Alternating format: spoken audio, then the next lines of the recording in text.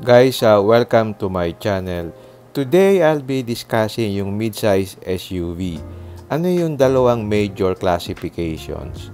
Ang number one is yung PPV or Pickup Platform Vehicle. Ang pangalawa, yung tinatawag na crossovers. Normally, they call it CUV or Crossover Utility Vehicle. Ano ang pagkakaiba ng dalawang mid-size SUV? Didiscuss ko ito para maintindihan nyo ano yung difference nila and why would you choose the one over the other. Halika, samahan nyo ako.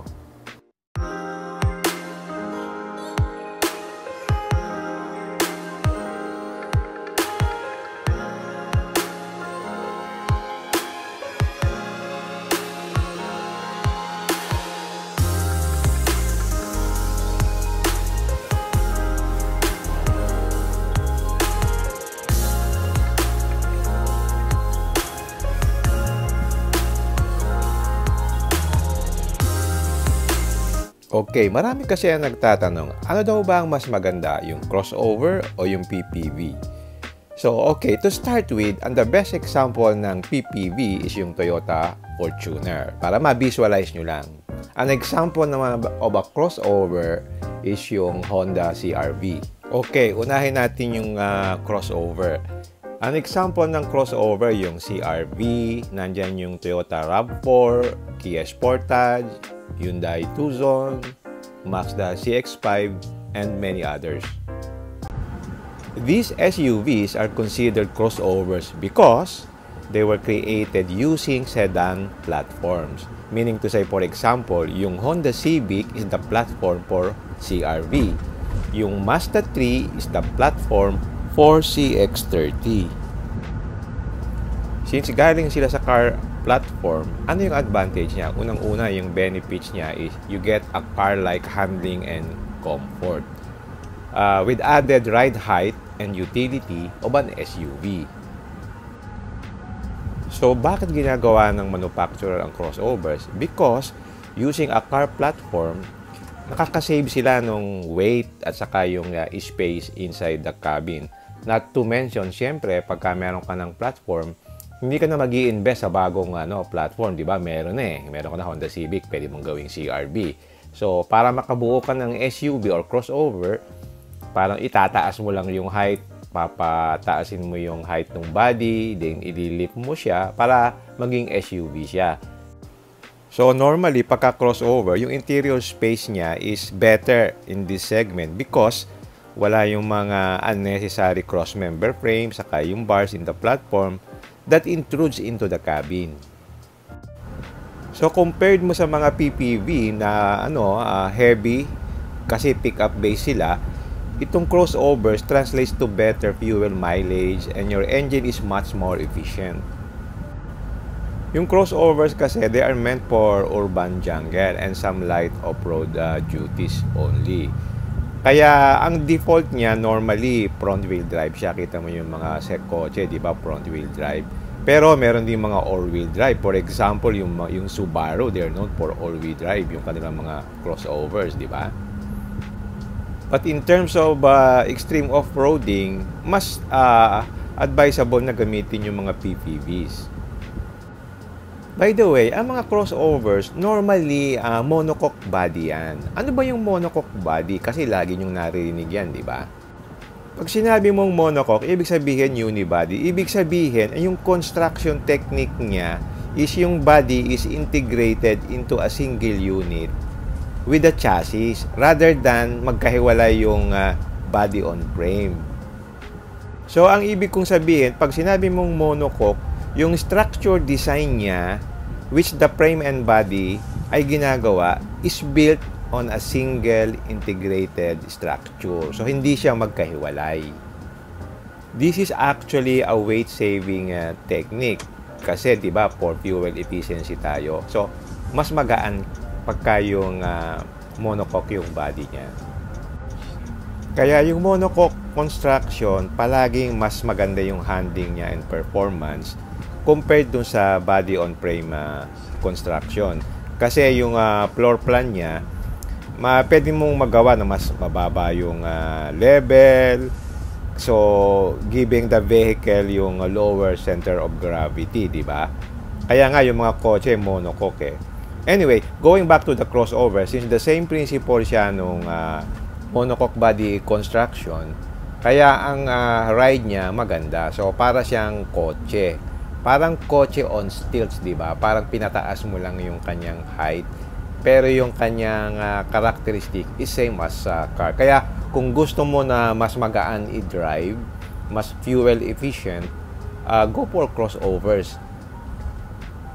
So, of course, depende rin sa car manufacturers, ano? Kasi may mga crossovers na ngayon na diesel. So, mas fuel efficient sila than gasoline na crossovers. Okay, punta naman tayo sa mga PPVs. Ito yung, is more old school than, but they are tougher, no? Galing siya sa idea na yung pick-up truck na platform, pag nilagyan mo nung body, magiging SUV na siya. And manufacturers were very successful in this. For example, yung Fortuner, galing yan sa Hilux sa pickup. Yung Montero naman, ang basis niya is yung Mitsubishi Strada. Tapos yung Everest came from Ford Ranger. Yung MUX naman, galing yan sa Isuzu D-Max. And then yung Nissan Terra came from Nissan Navara. So, pagka PPV, ibig sabihin, ladder frames yung kanyang chassis. Bale, yung chassis is nasasandwich niya nung upper body at saka yung suspension components.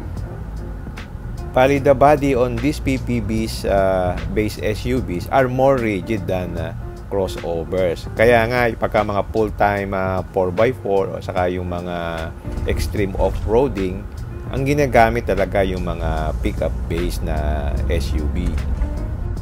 Kasi when you go hardcore off-roading, ang kailangan yung mataas na torsional rigidity. Kasi yun ang kailangan sa mga 4x4s eh. Ang downside lang ng mga PPVs, they are heavier kasi nga merong added structure to reinforce the vehicle. Siyempre, mas mabigat siya. At pagka mas mabigat, makikita mo sa high speed at saka cornering, hindi siya ganun kasing ganda katulad ng sa crossover kasi mas mataas yung kanyang center of gravity. Tapos makikita mo sa mga PPVs, meron siyang umbok doon sa gitna, kita mo sa second row kasi yun ang space na ginagamit nila kasi 'di ba may propeller na nakakabit sa differential sa likod. So merong talagang hump doon. Unlike yung mga crossovers, since wala namang propeller dun sa likod kasi front wheel drive siya, nagagawa nilang flat yung second row. Kaya mas maluwag siyang sakyan. And with the added weight nga, it also means na added stress yun sa engine. Kaya yung fuel economy na apektuhan. Kaya usually, mga PPVs, ang kinakabit nilang engine is diesel, which is normally noisy. So, ang noticeable na downside ng PPVs is yung unrefined yung road manners niya due to its suspension setup, mabigat. Of course, sinabi ko kanina, yung higher center of gravity, saka yung road noise intruding into the cabin. Not to mention talaga yung cranky na diesel engine, di ba? Pero nowadays, na-improve na din nila yung yung mga characteristics na yon na hindi maganda sa mga PPVs. Na-refine na nila, kaya maganda na rin yung ride ngayon ng mga PPVs. Sa Pilipinas, noong araw, di ba, ang mga PPV dito, yung unang-una dito, yung Nissan Terrano. Tapos, pumasok yung Ford Everest, yung dating, yung old model, Then, yung Isuzu, naglabas nung, yung Altera nila, based dun sa kanilang pick-up. Pero, hindi naman magandang pagkakagawa nung halatang pilit na pilit. And then, pumasok na ngayon si Fortuner, Si Fortuner was the very successful PPVs na sa Pilipinas at saka sa Asia. And then, sumunod si Montero Sport. So, nung araw, ang pagpipilian mo lang talaga really is a Fortuner or Montero Sport. Or, the third choice would be the Ford Everest. Pero it was dominated really by the Fortuner and the Montero Sport. And then, pumasok ngayon si General Motors, yung kanilang Trailblazer, sometime in 2012-2013. And then, meron ngayong joint development si Isuzu saka si GM. Nilabas nila yung Isuzu Mu-X. And lately, ang pinaka-late entrant lang sa PPV, yung Nissan Terra. Tapos, sa crossovers naman, ang higpit din ng labanan. Nandyan si Honda CR-V, nandyan si Toyota RAV4, pumasok na rin yung mga Koreans, yung Hyundai Tucson, nandyan yung Santa Fe, nandyan yung Kia Sportage, ang dami nila. So, ang consumers, nagkaroon ng maraming choices. So, depende na sa iyo kung ano yung preference mo. Whether you like the crossovers or the PPVs. Okay, let's summarize. I'll share with you my thoughts on this. Sa tingin ko, naging more popular yung PPVs than crossovers sa Philippines, mainly because of our road condition. So you can see these PPVs every day. They usually have beyond diesel engines, top-looking exteriors, at saka 7 seats. Second is because ang Pilipino, malaki yung family So, yung PPVs is very useful to them kasi marami siyang naisasakay, di ba? Kasi tayo mga Pilipino, mahilig tayong maglakwat yan na sama-sama. So, kung kotse, masikip, di ba? So, kung akong tatanungin mo, mas partial ako sa mga PPVs. Kasi nag-evolve na siya far beyond being just pick up with the camper shells. Yung features nila ngayon, well-appointed interiors, modern and creative comfort, parang executive sedan levels na yung mga equipment. What started out as pickups ngayon these days, napakaganda na yung technology. Kaya sa segment na to, very fiercely competitive na talaga. So, ikaw na lang talaga ang mamimili kung ano yung looks na gusto mo. But in terms of technology, sa akin, almost the same na sila. You have the Ford Everest, MU-X, Fortuner, Montero, Terra. Pare-pareho lang yan Depende na lang sa preference mo. Hindi na nakakalayo sila, I would say. Tapos sa crossovers naman, ganun din. Very fiercely competitive din yung segment na ito.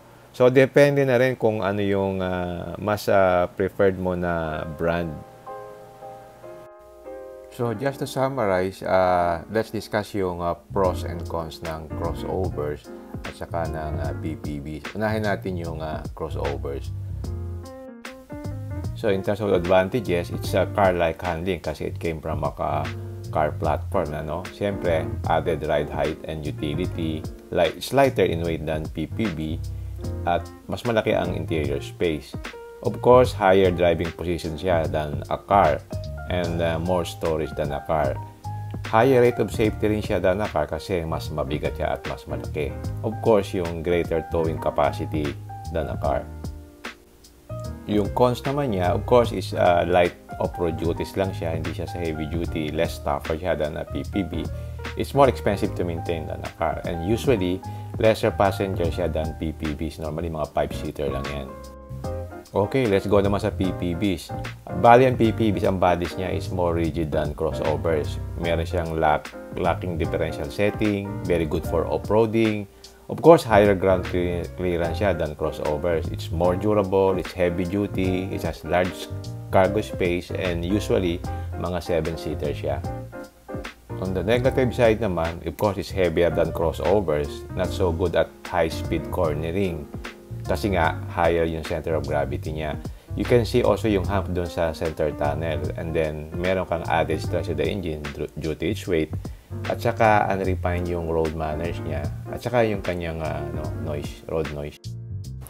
So, if you're looking for a vehicle na malaki ng konti sa kotse but it's not too big, then a crossover is a better choice. It offers a smoother ride, more comfortable ride, it handles better, and easier to maneuver and park.